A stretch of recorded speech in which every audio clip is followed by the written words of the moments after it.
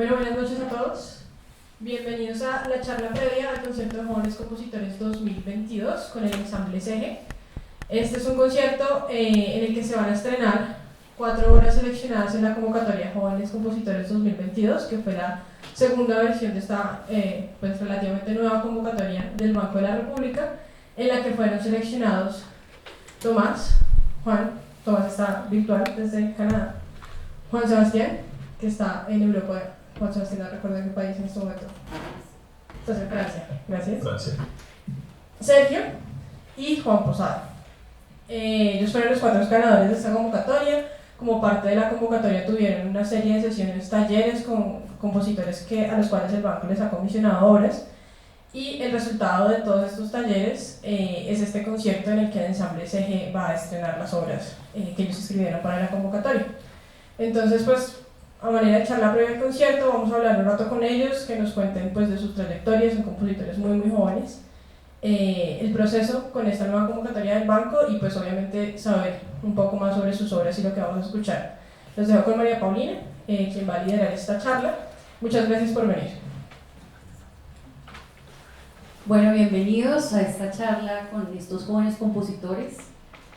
Quisiera preguntarles por qué decidieron entrar a este camino de la música contemporánea, teniendo en cuenta que es un camino difícil en muchos casos, no tiene como tanta visibilidad, pero aún así hay almas valientes como ustedes que, independientemente de el reconocimiento o el dinero que produzca estar en otro tipo de música, ustedes deciden ser fieles a lo que quieren hacer y a su arte. Entonces quisiera empezar por Juan. Bueno, pues, ¿sí se escucha bien? ¿Sí se escucha bien? Sí. Ok, bueno, pues mi formación como músico empezó principalmente como pianista, pero digamos como que a medida que fui creciendo, pues a pesar como de todas las formalidades del repertorio tradicional, pues tocar Bach, Chopin, Liszt, Beethoven, como todo el canon tradicional de compositores, como que fui encaminándome por el lado de la música contemporánea. No sé por qué, digamos que encontré cierta libertad en ella y como que una fascinación muy grande por la forma como en la que se utilizan los instrumentos como de una manera inusual, también como por su intensidad. No sé, siento que la música contemporánea a veces como que tiende a ir más allá de los extremos.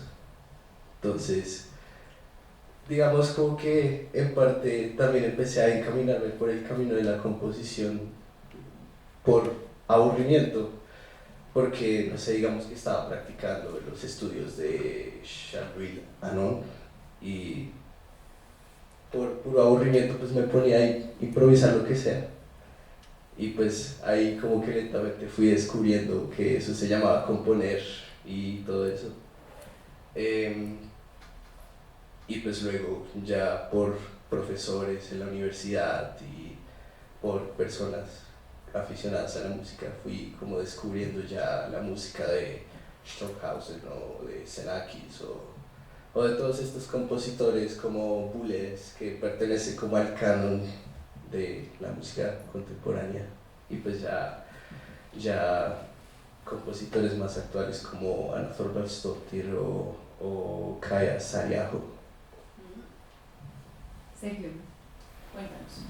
Bueno, entonces en mi caso, yo creo que principalmente, incluso antes de mi formación musical, siempre tuve una curiosidad por crear cosas, desde, no sé, sea dibujar o sea intentar escribir alguna historia. Este tipo de cosas fue que me empezó a dar a mí estas pistas de que yo quería componer. Pero que bueno, al inicio, cuando empecé en la Universidad del Bosque, mi formación fue más de intérprete, pues digamos eso empieza por un ciclo básico, en donde claro, uno aprende a leer partitura, a entonar, a tocar el instrumento que uno eligió. En mi caso fue la guitarra eléctrica y al inicio fue una formación más de música popular, en este caso mi formación fue de jazz. Pero poco a poco, a medida que fui aprendiendo más de teoría musical, también de mi propia curiosidad investigando a estos compositores, por ejemplo Xenakis, o también Brian Ferneyhough y todo esto, especialmente me empezó a llamar la atención como estas estrategias que ellos utilizan para crear algo. En mi caso específico fue con curiosidad por Schoenberg y la numerología, cómo él relacionaba los números y la música y cómo con él era como un proceso que empezaba desde cero a muchas cosas. Y esta misma curiosidad me llevó a descubrir distintas estéticas, entre estas como más lo electroacústico, luego cómo eso se combinaba con ensambles instrumentales y de cámara, que eso fue lo que más me empezó a gustar porque son dos mundos sonoros muy diferentes. Y en eso empezó, bueno, pues empezaba yo a incluir eso en mi música. Al inicio pues intentaba yo meterlo en los repertorios populares, a algunos no les gustaba. Ya más adelante empecé el énfasis de composición, convencido que quería seguir creando y quería seguir utilizando aquello que empecé a aprender y encontrarle una aplicación. Y poco a poco, bueno, pues llegué a donde estoy. Muchas gracias. Juan Sebastián. Sí, me escuchan, ¿cierto? Sí. Solo por confirmar. No, empecé, digamos, tenía planeado justamente usar el mismo término de Sergio de la curiosidad, porque igual que él entré desde la música popular, desde también de la guitarra eléctrica, y finalmente todo ha sido pues un juego de curiosidad, una idea hacia descubrir lo que está más allá y lo que no se entiende. Y ya la composición fue parte de eso, y es parte de otro camino también, es decir, en búsqueda de otras cosas y de lo que no se entiende. En esencia es eso. Bueno, y nos queda Tomás. Sí, hola, ¿me escuchan? Sí. Gracias. La pregunta específicamente no sabría cómo responderla, cómo llegué a la música contemporánea. Tal vez podría, como los compañeros, hablar sobre un poco, tal vez un comentario sobre la composición. A mí siempre me ha interesado mucho, yo soy guitarrista también, pero clásico, de guitarra clásica, hice mi pregrado en guitarra clásica, pero siempre me ha fascinado entender cómo los compositores escriben su música. Y yo creo que esa pregunta luego cuando se traslada al ámbito personal, pues crea toda una inercia, más bien una dinámica, en el sentido de que no es evidente, es decir, cuando uno, a menos en mi caso, ¿no? cuando yo entiendo como un compositor, cuando me relaciono con la explicación que se le da a una obra en particular, un pasaje que utiliza esta armonía, que los instrumentos funcionan de tal forma, que esta obra surge como reacción a tal otra forma de entender la música, a mí siempre me parece que sigue habiendo como una barrera, ¿no? O sea, una barrera que es... o sea, siempre que me han explicado una obra a través de libros, en conferencias, o que yo encuentro una forma en que funciona la música, siempre quedo con una pregunta. Yo creo que la pregunta es que yo quiero ver cómo lo haría yo. Entonces, yo creo que eso me lleva a escribir, en principio. No sé la música contemporánea específicamente, más no sé si yo música contemporánea, pero sí, a componer creo que ese es el proceso en particular. Bueno, empecemos a hablar justamente de las obras que vamos a escuchar hoy. Tenemos la primera, Trío Impetuoso, de Juan Posada. Me llamó mucho la atención el título de la obra. Me parece que, bueno, cuando lo describes como esa acumulación de tensión, no sabría exactamente cómo lo hiciste en la música, o sea, cómo lograste crear esa tensión, qué tipo de estrategias utilizaste. Entonces, cuéntanos un poquito sobre la obra y sobre ese tema. Bueno, pues, perdón. Bueno, pues como tú ya lo dijiste, pues es una obra que en sí trata sobre el ímpetu como como concepto extramusical. Y pues ya como entrando en en el aspecto técnico de la obra, pues porque digamos como que ahí está, como a partir de eso está construida. Es una obra como que va acumulando tensión a partir de las diferentes capas: ritmo, armonía, contrapunto, distorsión, orquestación también, la manera en la que está construida. Entonces pues empieza de una forma muy transparente, muy etérea, muy idílica, y a medida que va avanzando se va degenerando, va empezando sí, como está como este virus que va infectando la música, va haciendo que se vuelva cada vez más cromática,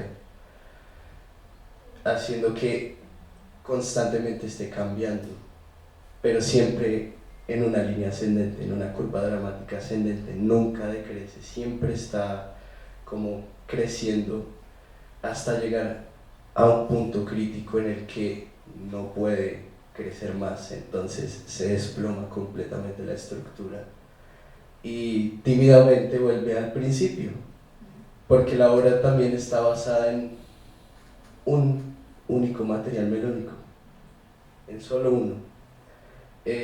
O sea, sí cumple la estructura tradicional de los tríos clasicistas, de 3 movimientos, uno rápido, uno lento y nuevamente uno rápido, pero siempre está como buscando, a partir de ese simple material básico, que es una pequeña melodía de 4 notas, 3 notas ascendentes que llegan a una nota, bueno, a lo que llaman como un leading tone, que se mantiene resonando. Ahí básicamente lo que estoy haciendo es buscar todas las maneras posibles de darle variedad, porque, no sé, en mi música siempre trato como de evitar esas técnicas tradicionales, como de esta es una sección A, es la exposición, luego esto es un desarrollo y luego esto es un desarrollo del desarrollo, y ajá, como se hace tradicionalmente pues, en las sonatas clásicas de Mozart, de Haydn. Entonces sí, como que siempre busco darle como esa variedad, pero a partir de las diferentes capas, desde la armonía y todo eso. Bueno, muchas gracias, Sergio. Varios compositores a lo largo de la historia se han inspirado en la naturaleza, como Tristan Murray, como Messiaen. Quería preguntarte, porque claramente siempre me he cuestionado cómo hacen los compositores para plasmar la naturaleza. Por ejemplo, no sé si ustedes imaginan una obra del impresionismo, como por ejemplo Monet pintando las lilas en el lago, y no las pinta exactamente como son, sino a la manera como él las ve, y utiliza algunos recursos como la luz o algunas manchas como para hacer ese simbolismo de las flores que están ahí. Pero siempre me he preguntado, en el caso de la música, qué tan cerca o qué tan lejos estás de esa realidad sonora, que es ese paisaje sonoro que tú mismo pues, te inspiraste en Sucre, en Boyacá, en fin. Entonces cuéntanos un poquito de cómo hiciste ese proceso. Listo, para ese proceso creativo, pues yo creo que es bastante cercano a lo que escribiste, por ejemplo, con las pinturas de Monet, porque yo asumí 2 retos en este caso, que eran reinterpretar lo que yo escuchaba o tratar de diseñar sonidos, o en este caso componer algo que fuera lo más cercano posible a lo que escuchaba. También pues clasificando aquellos sonidos que para mí eran más importantes para dichos escenarios. Yo algo que creo es, a la hora de componer y con la música especialmente, es que bueno, creo que ya imposible, digamos, retratar 100% a menos que sea una grabación del lugar y no se vaya hasta allá y pues bueno, grabé con equipos de grabación y todo. pero pues sí está la idea de poder jugar con reinterpretaciones. Por ejemplo, como pasaría en la pintura, pues se da mucho eso, reinterpretar una realidad y jugar con esa idea. Digamos que algo que es una idea principal para esta obra es qué tan cercano, qué tan, digamos, artísticas de reinterpretación de esos sonidos y qué opciones me dan a mí para manejar el material. Por ejemplo, otra que era muy importante era identificar si esto era un sonido producido por un animal o si es el mismo viento, y siempre respetar la cualidad de que todos los sonidos realmente en la naturaleza son espontáneos. O sea, ellos suenan sin necesidad que uno esté causándolos. Entonces dar esa impresión era algo que era importante para mí, tratando de no seguir una forma muy estricta, sino que los mismos procesos que yo quería darles a las distintas capas, a los instrumentos, me dieran a mí la estructura. Y esa es, en resumen, lo que hice y la forma en que me pude representar. Bueno, muchas gracias. Juan Sebastián Toro, mencionas que en tu obra Dilatante decidiste implementar un sistema de composición llamado la tonalidad conceptual. Me llamó la atención eso porque la verdad nunca había escuchado algo así. ¿Cómo funciona ese sistema y qué elementos musicales utilizas como para evocar esos conceptos de dilatación y contracción, que es en lo que se basa tu obra? Pero creo que son dos preguntas. Podríamos empezar con la primera, y es, primero, lo de la tonalidad conceptual, y segundo, el tema de los recursos que utilizas para la dilatación y la contracción. Sí, el sistema es el que menciono ahí, es todavía algo en lo que estoy trabajando, no está definido y lo tengo como en stand-by por otras cuestiones teóricas. Pero en general era una analogía de la tonalidad expresada por pues, lo que se ha hecho con Schenker y lo que Schenker hizo en sus trabajos, que en lugar de frecuencias pues, manejada tuviera como material el concepto. El concepto puede ser un concepto no necesariamente lingüístico, o sea, no necesariamente una palabra, pero sí algo más cercano a la idea.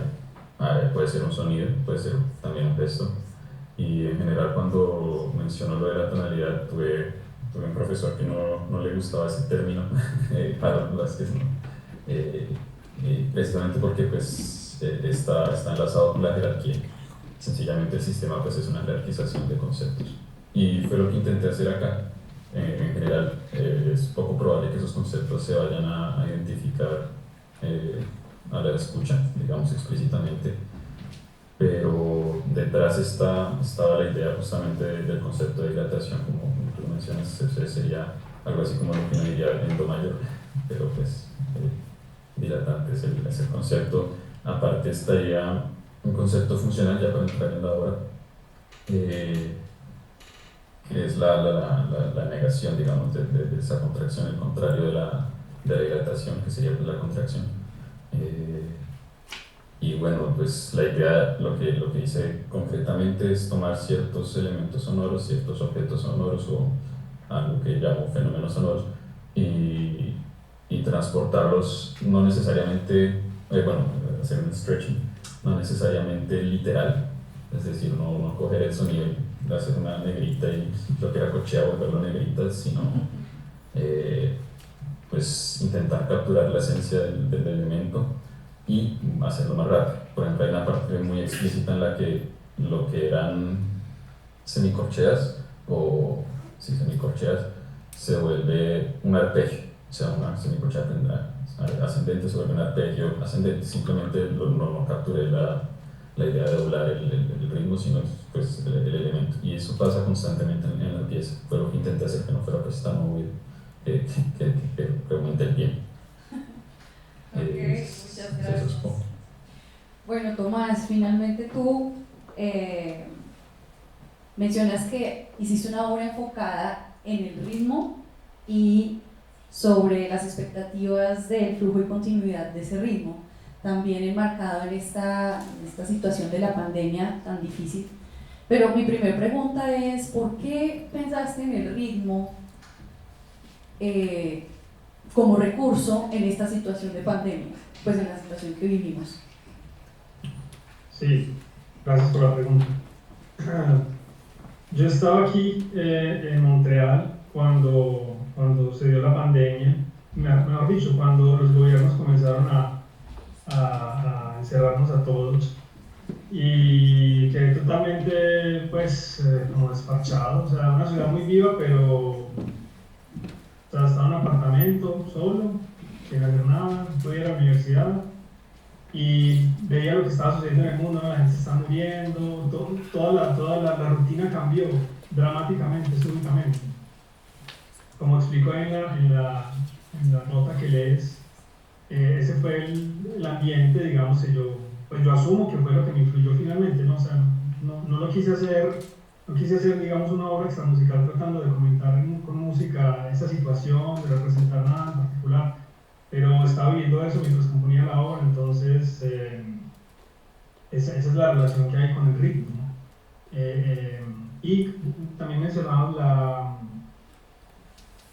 la palabra que mencionaste, la posibilidad de proyectar, ¿no? La posibilidad de prever, ¿mencionaste algo así? Las expectativas de flujo y continuidad.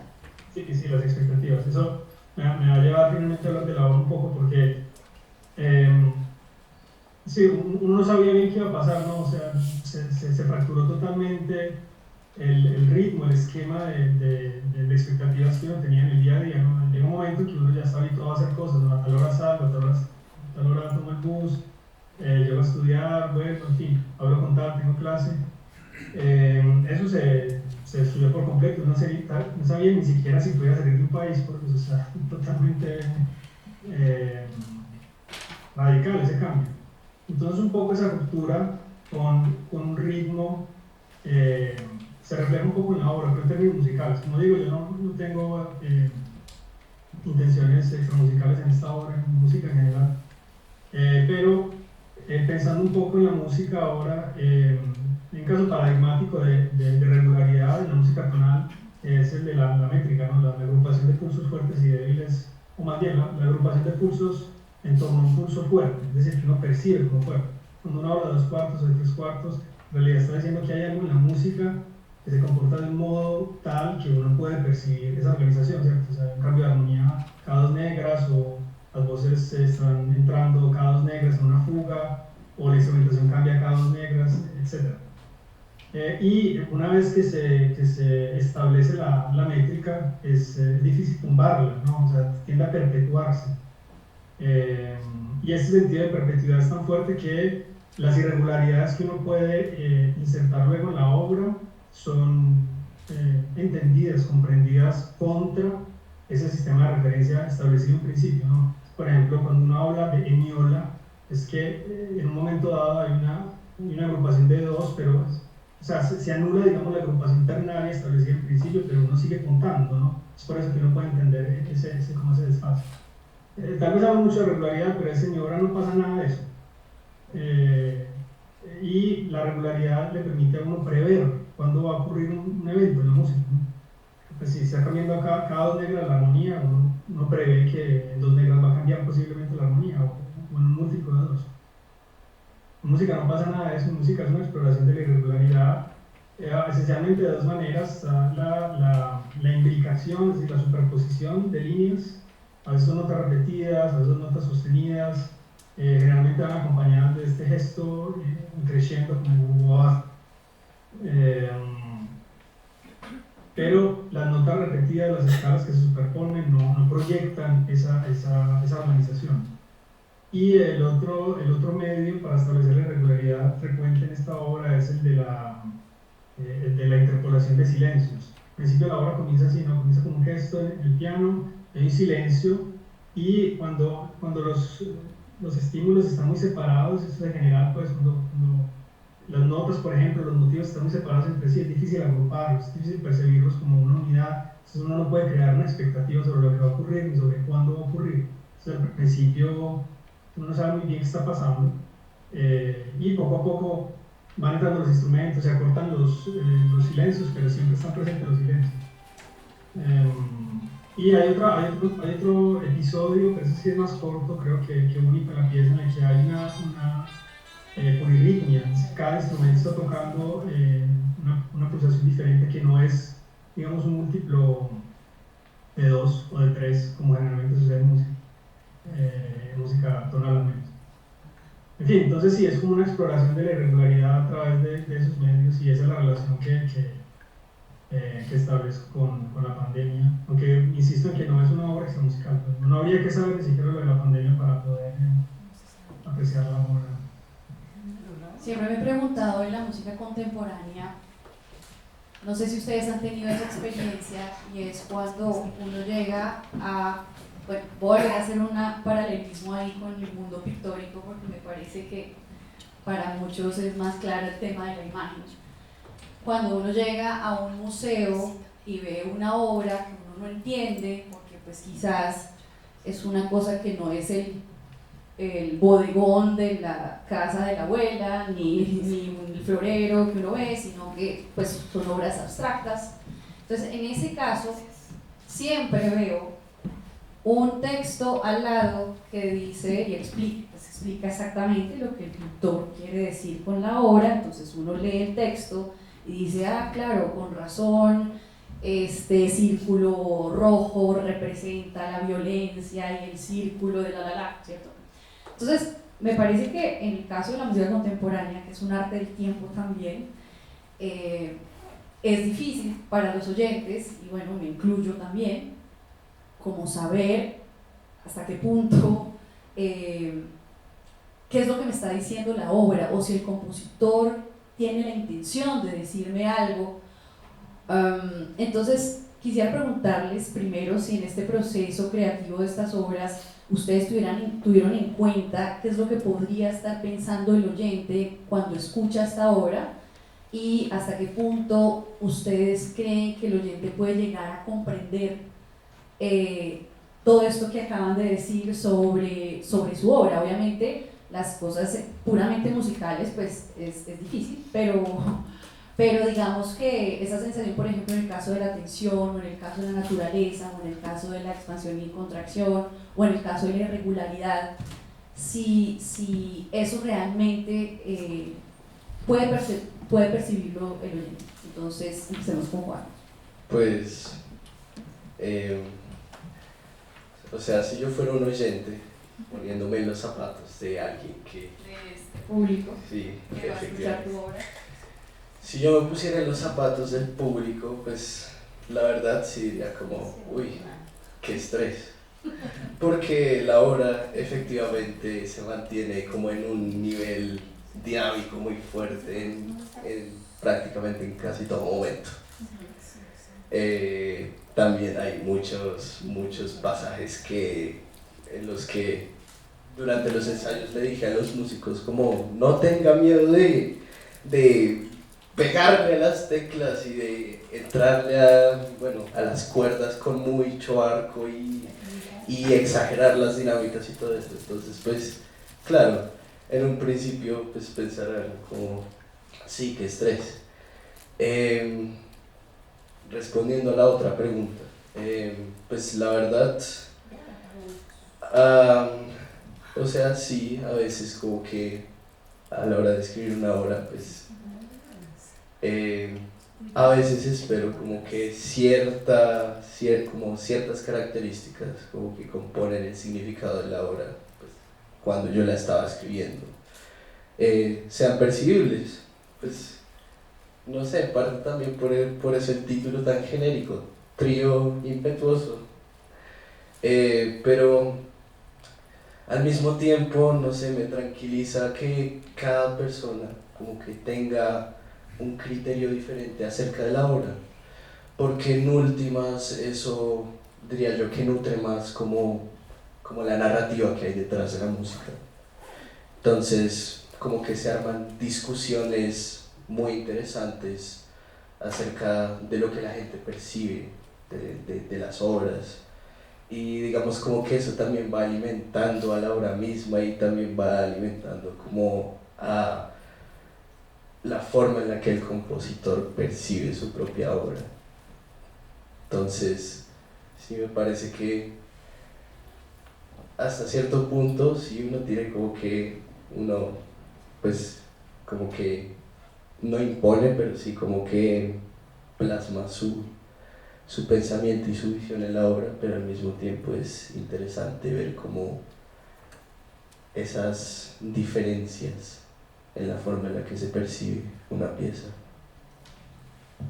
¿Serio? Bueno, yo por ejemplo estoy también bastante de acuerdo con lo que mencionaron, porque sí es cierto, uno empieza a construir la pieza y a veces se sirve de algunas estrategias, por ejemplo, un ejemplo muy tonto, ¿no? Que a veces acordes mayores se relacionan con felicidad o tristeza con tristeza, pero entonces uno empieza, ya sea por el título, a comunicar distintas ideas. Siempre, bueno, pues el arte también es un canal de comunicación. A veces las propuestas sí pueden ser bastante arriesgadas en punto de que, bueno, pues sí, hay veces que uno le toca explicar o dependiendo de la complejidad, pues años recae una responsabilidad sobre uno como para conectar con un público. Eh, en mi caso, algo que he visto también, y por ejemplo se puede también apreciar en los comentarios que han dicho, es que pues cada persona también puede escuchar diferente, ¿no? Y entonces es bueno también dejar que cada uno haga sus propias conclusiones. Claro, uno trata de guiarlos un poco como, bueno, mi obra trata de esto, pero sí, al final del día uno no puede tampoco forzar una forma en cómo la gente escuche porque cada uno tiene su propia percepción, por eso tantos gustos musicales, ¿cierto? A unos les gusta bailar, a otros les gusta, no sé, ir a Rock al Parque y meterse en un pogo o algo así. Entonces, pues, sí, en términos de percepción y además que eso también está atado a la cultura, por cada persona va a cambiar muchísimo. Entonces, por eso también es bueno, pues, mantener el diálogo por medio del arte y pues también por medio de estos espacios. Y bueno, también sugerirles y ayudarles un poco con el título, notas del programa y ese tipo de cosas. Juan Sebastián.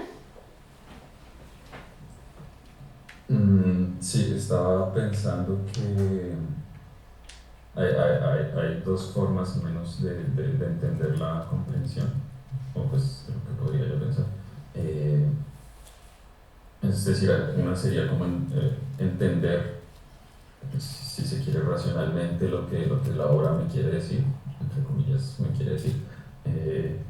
Pero no creo que ese sea el caso de la música, no creo que la música signifique enviar un mensaje como sí, es un significado y esto, pero sí creo que hay otro, pues pienso en Heidegger, que lo estudié hace rato y lo sigo estudiando todavía, es que es sobre todo como la forma de habitar un mundo, el mundo este que habitamos o un mundo particular virtual que sería la música, y ese comprender es anterior al entender teóricamente. En ese sentido sí creo que uno puede componer el mundo que habita y que va a hacer habitar al público, aun cuando no se entienda o el público no logre entender o uno mismo no logre entender la música o si tiene algún mensaje que pues lo dudo mucho. Pero digamos, si uno puede crearse todo un artefacto, todo un aparato conceptual para describir la música, pero al final la comprensión musical tiene que ser pues, la escucha de la música misma. Gracias. Tomás. La verdad no tengo mucho más que agregar, porque han tocado los temas pues, más los que yo habría pensado. Estoy de acuerdo con Juan Sebastián en el sentido de que para mí la música no comunica algo particular, obviamente puede producir muchas emociones, puede hacer que uno recuerde cosas, sobre todo la música que tiene letra, ¿no? O la música que está acompañada por imágenes también me parece que puede evocar sentimientos, recuerdos, tiene como una conexión más directa con el mundo tangible. La música tiene esta combinación rara de sí, de que es tangible, por un lado no escuchamos, los sonidos son producidos por instrumentos, pero al mismo tiempo tratamos desesperadamente de encontrar un sentido en las palabras, pero como es música debemos escucharla y en primera instancia al menos Pero también estoy de acuerdo con lo que, bueno, no sé si la palabra adecuada sea estar de acuerdo, pero coincido un poco en el pensamiento que tenía Sergio en relación o sea, es muy difícil, uno no conoce quién va a escuchar la música que uno escribe cuando la tocan, y cada quien viene con un bagaje cognitivo, un conocimiento de la música. Esta música que yo escribo se puede relacionar con ciertas músicas hechas en Occidente desde hace ciertos siglos, con algunos compositores que están vivos aún. En fin, o sea, me parece que eso es intratable. Si yo pienso en eso, me bloqueo cuando compongo. Y en general lo que yo quiero es que mi música, en la medida de lo posible, eh, sea, se acceda a mi música a través de la música misma, ¿no? O sea, que se entienda, que se escuche, ¿no? Cómo se establece la tensión, la distinción, que se sienta menos, no necesariamente hay que explicarlo. La relación de dinamismo, estaticidad, que se escuchen las ideas en transformación. A veces hay que usar la memoria, ¿no? Uno puede recordar que una cosa fue dicha antes, pero ahora está diferente, el contexto cambió. Son ese tipo de reflexiones musicales que más me interesan, eh, personalmente. Bueno, muchas gracias. Hace como 2 meses, más o menos, bueno, creo que todos ya están muy enterados de lo que está pasando con la inteligencia artificial. Si no conocen mucho el tema, pues hace pocos meses las máquinas han empezado a componer música, a hacer pinturas, a escribir textos, a corregir ensayos, a hacer un montón de cosas. Todavía no están así desarrolladas como para llegar a estos niveles de arte, pero por ejemplo ya en la música popular, ya por ejemplo la inteligencia artificial hizo una canción de música pop que ya tiene 8 millones de visitas, utilizando voces de cantantes importantes de la música. Lo digo ahora porque pues creo que es nuestro futuro y también tenemos que ser conscientes de cómo esto impacta la creación. Quisiera preguntarles primero que todo, bueno, la pregunta obvia, y es ¿qué nos diferencia de estas máquinas? Porque más adelante pues estas máquinas van a hacer mucho, pero quizás lo que más me interesa ahora es, como creadores, ¿cómo creerían ustedes que a futuro podrían interactuar con este tipo de tecnología? O si no lo han pensado, puede que ni siquiera estén como en ese barco, pero quería como sus opiniones acerca de esto. ¿Para dónde creen que va este tema? Pues personalmente, no sé, pienso que el que una inteligencia artificial, no sé, llegue a escribir algo tipo, no sé, como algo parecido a la Misa Solemnis de Beethoven o incluso a la música más contemporánea, estilo Fernio,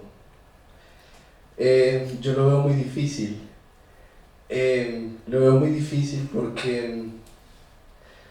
porque, no sé, hay tanta complejidad como en la forma en la que, no sé, estos dos compositores, pues que son muy diferentes, ahí por poner un ejemplo, pero sí, hay una complejidad muy grande como en la forma en la que estos compositores escriben su música y como los procedimientos que le quieren dar a la música y todo ese tipo de cosas. O sea, sí, pues yo me he dedicado a veces a cacharrearle al ChatGPT, que está muy de moda. Como escríbame una progresión de no sé cuántos acordes y ahí mismo bota un resultado, pero igual aún no lo hace muy bien, entonces pues como que aún me da la esperanza como, bueno, puede que aún esté muy joven y todo eso, pero seguiré teniendo como sustentar mi vida y con qué comer. Pero sí, sí, en la música hay algo muy humano. Hay algo muy humano y sinceramente no sé, no podría explicarlo como exactamente qué es, pero sí, es una labor muy humana. Sergio. Bueno, para mí sí estoy completamente de acuerdo, porque ese mismo elemento humano lo que sucede es que todos nosotros somos muy diferentes y pues nosotros como especie somos muy complicados de predecir. Entonces así muchas de estas herramientas usan de pronto, no sé, estadística, machine learning, todo esto estudia nuestros hábitos. Aún así, pues en el caso de la música, muchas de nuestras decisiones no siempre son racionales, a veces emocionales o completamente racionales. Un día se nos ocurrió poner algo y lo ponemos y ya. No todo tiene explicación en nuestro comportamiento. Entonces, siempre va a estar como esa distancia entre nosotros y la máquina. La máquina, en cambio, sí es completamente racional, o al menos la diseñaron así. Entonces, al menos en mi caso, bueno, claro, uno hace sus experimentos, uno a veces cacharrea. Yo creo que, pues, tampoco demonizar las herramientas, porque, bueno, al fin y al cabo son herramientas, uno las puede utilizar para experimentar también, no sé, tomar como un background de donde empezar algún tipo de creación. Pues si van a haber empresas o van a haber gente que sí vayan a intentar utilizarla para ahorrar costos y eso, pero siempre igual, al menos en las artes se va a notar como esa distancia con el ser humano por lo impredecibles que somos.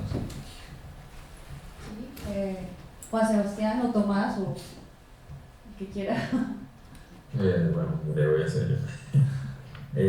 Estaba pensando en una frase que dijo Sergio sobre lo de la inteligencia artificial,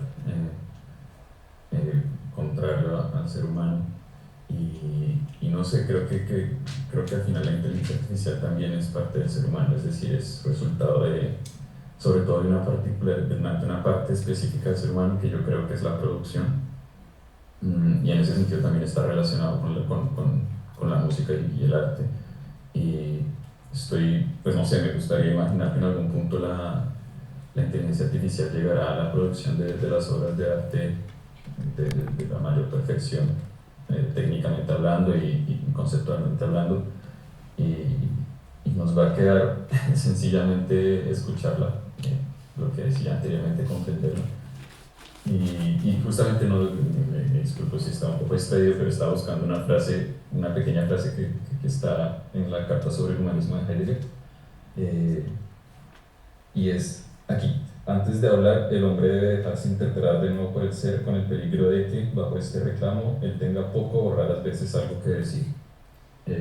La idea de cómo lo interpreto, pues aquí hay un problema: quién es él, no sé si es el ser o es el hombre, pero si suponemos que es el hombre, es bueno simplemente dejarse llevar por el pensar y por la comprensión de la música y no sé, callarse un poco si es necesario, ¿no? Y supongo que la inteligencia artificial va a hablar mucho en lo que viene. Tomás. Sí. Yo no he pensado tanto como mis compañeros. Yo creo que incluso si soy un total ignorante del asunto, pero si llegara a existir la posibilidad de que las máquinas crearan la música culturalmente juzgada como perfecta o como interesante, algo que no va a poder reemplazar la tecnología y la experiencia que uno tiene componiendo.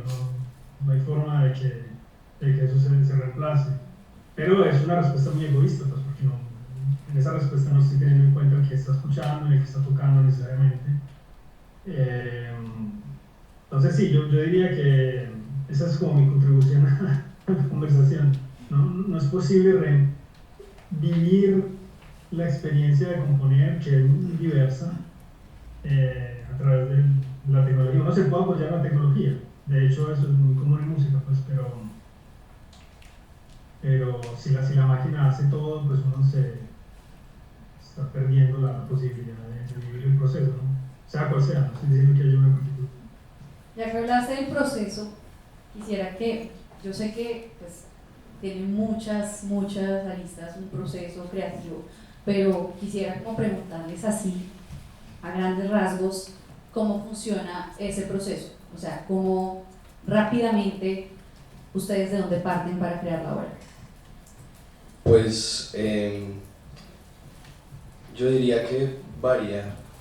A veces parte de un concepto, algún elemento extramusical, pero yo diría que la mayoría de las veces se trata como de un pequeño motivo, ese tipo de cosas, una pequeña idea melódica o incluso algún objetivo como que me planteo respecto a un instrumento en específico.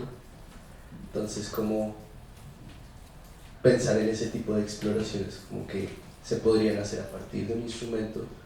Además que no sé, últimamente mis piezas están manejando mucho esa cuestión del timbre, entonces como que también el pasar tiempo con intérpretes, escuchando los instrumentos, mirando todas las posibilidades que tienen a la hora de producir como un sonido,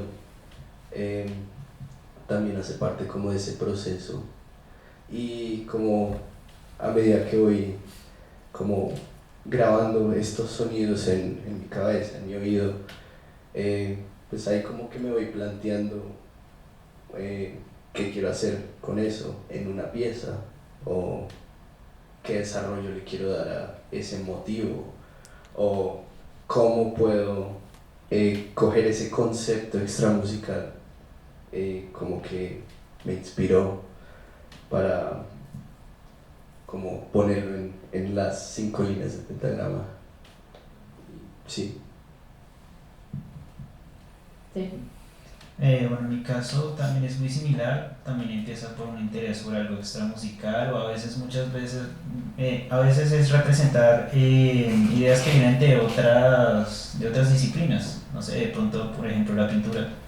Uno ve algo y de repente está la curiosidad de, ok, ¿cómo podría yo traducir esto a música? O muchas veces también ocurre, por ejemplo, con la naturaleza, que uno quiere mirar cómo uno representa. Supongo que para mí al menos como este componente programático es importante para mí, como yo puedo simbolizar con la música o tratar de reflejar cosas en el mundo real por medio del sonido.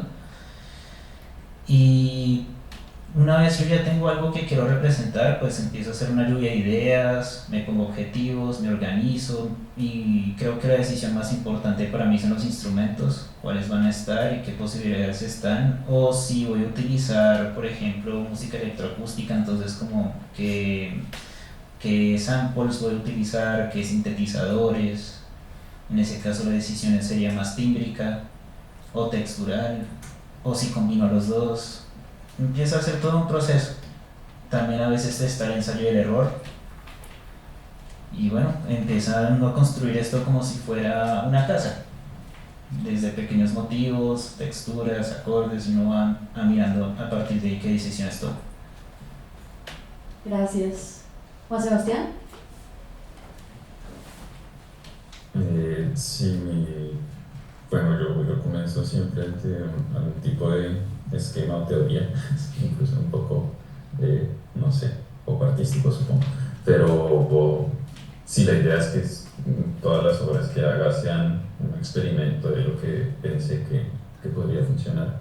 Dilatante es un experimento igual y creo que mencioné que también podría ser un fracaso, que pues es importante la parte del experimento, que sea, pues tenga la posibilidad de fracasar. Pero sí, en general es eso, me planteo conceptos, ideas teóricas y el resto de cierta forma es accesorio, en términos, digamos, sonoros, físicos, tímbricos, es accesorio. Sí, yo creo. Y para finalizar, Tomás. Sí, hubo un tiempo en que yo pensaba en producir la forma de la obra que quería componer. Qué partes iba a tener, en qué proporción de duración, iba a haber elementos por cada sección, regiones, tonales, cosas así. Pero fracasaba rotundamente porque era irrealizable, o sea, cada instante estaba yo traicionando el plan, entonces dejé eso. Ya después empecé a hacer un poco como hace Juan hoy, no Juan Sebastián, sino Juan, que es trabajar con ideas pequeñas, ¿no? Cortas, pequeñas, y ver qué se puede hacer con eso. Pero se pierde entonces lo contrario, ¿no? Tratar de ver eso, qué se puede hacer con eso, qué objetivos hay, porque uno se puede perder en las minucias, ¿no? O sea, variando todo el tiempo. Uno se puede entretener mucho como compositor porque es fascinante, ¿no? ¿De cuántas formas puedo variar esto antes de que sea irreconocible? Pues hay muchas formas. Entonces, pero el hecho de variar y variar y variar no produce necesariamente una obra. Entonces, es un problema, ¿no? Entonces, últimamente lo que he hecho en los últimos años es tratar de reflexionar mucho y de dibujar mucho antes de escribir nada de la obra. Por ejemplo, en este momento estoy escribiendo una obra para ensamble, para sinfonieta, una orquesta pequeña donde no hay, los instrumentos no están doblados, sino que hay un instrumento por sección solamente. Pues la empecé a escribir en octubre del año pasado, hace un proceso muy largo, pero a mí también estoy componiendo el último movimiento, y ese movimiento lo empecé a bosquejar en febrero. No lo volví a tocar porque tenía otras ocupaciones, y ahorita volví. Son dibujos, ¿no? O sea, todavía no he puesto notas ni ritmos, ni siquiera qué instrumentos van a tocar. Solo estoy pensando como en qué tipo de sonoridad quiero crear, entonces escribo con palabras simplemente, con dibujos muy sencillos, ¿no? Líneas o forte, piano, cosas así. Y trato de hacer las dos cosas, ¿no? De dialogar entre los motivos, lo pequeño, el gesto, el objeto, y qué puede englobar eso, ¿no? O si es el objeto mismo que se va a transformar en el tiempo y va a crear como un sentido de dirección. Yo creo que eso es muy importante en mi música, ¿no? La dirección, que vaya hacia algún lugar. Bueno, muchísimas gracias. Por último, quisiera como que los compositores le dejaran un mensaje muy corto a la audiencia, como para despedirnos de lo que quisieran. Bueno, lo dejo muy abierto. Un mensaje.